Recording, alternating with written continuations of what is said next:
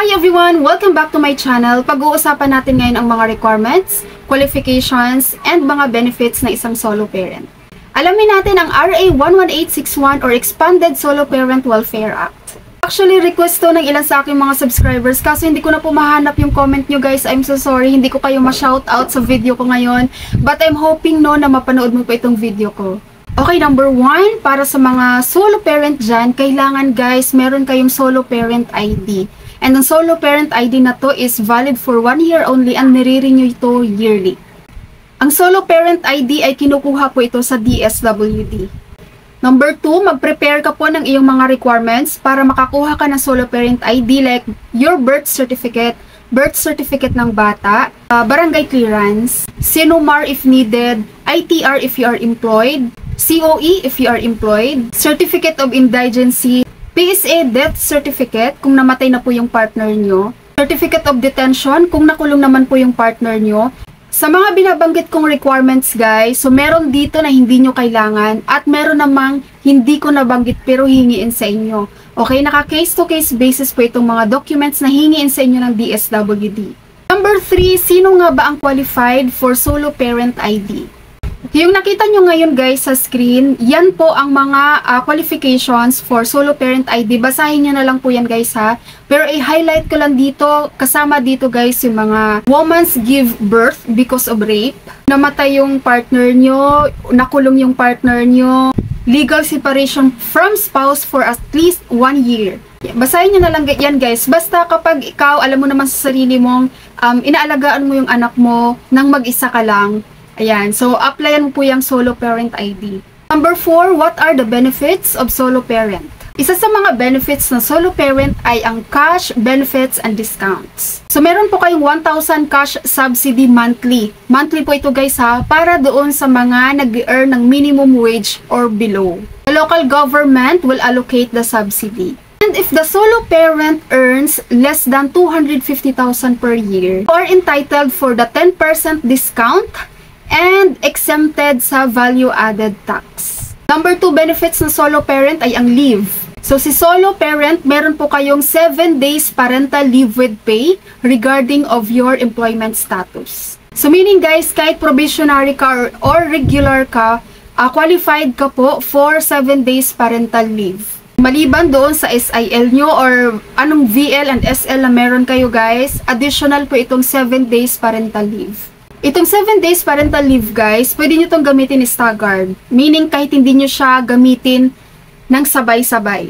And make sure po na itong parental leave ay gagamitin nyo po ito with regards to the parental obligations. For example, mag-a-attend kayo ng graduations ng anak nyo, samahan nyo sa enrollment yung anak nyo, nagkasakit yung anak nyo, birthday ng anak nyo, anything basta related to parental obligations. At tandaan mo rin, itong 7 days parental leave is not convertible to cash and non-cumulative. So, ibig sabihin po, kapag hindi nyo po nagamit sa taon na to ang 7 days parental leave nyo, forfeited na po yan, hindi po yan convertible to cash, at hindi mo rin yan magagamit next year.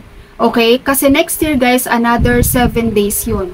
Number 3 na benefits ng solo parent ay ang additional 15 days paid leave on top of your maternity leave. So, let's say guys, ang normal delivery ngayon is 104 days, diba? So, meron kang additional na 15 days with pay.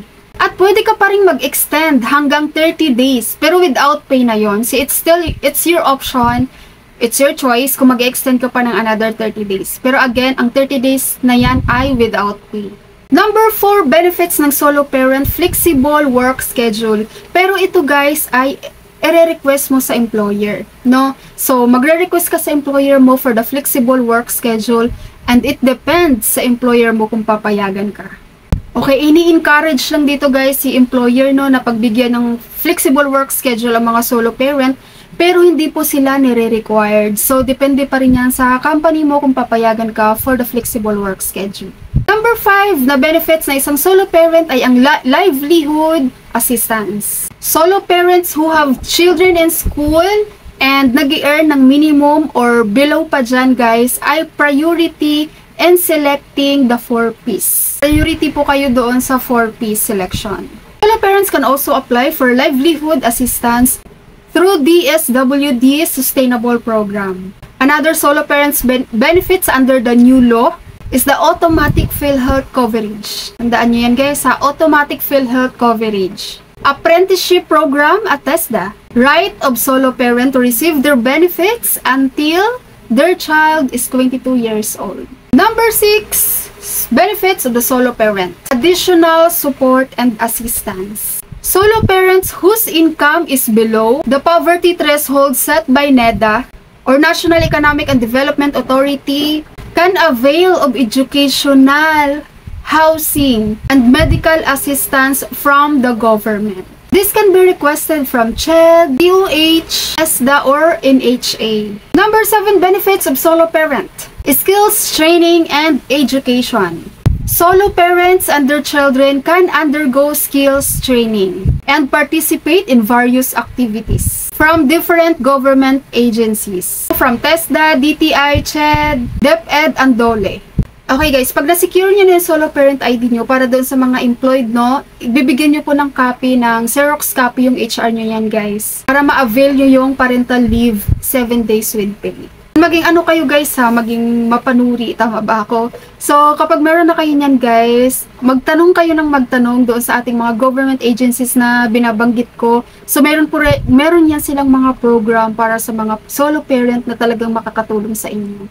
Huwag mahihiyang magtanong para sa inyo yan guys. Okay, so that's it for today's video. Sana may natutunan po kayo sa video ko. And if ever na meron kayong mga questions, just comment below. And kung meron kayong mga request content, just comment below guys at gagawa natin ng content yan.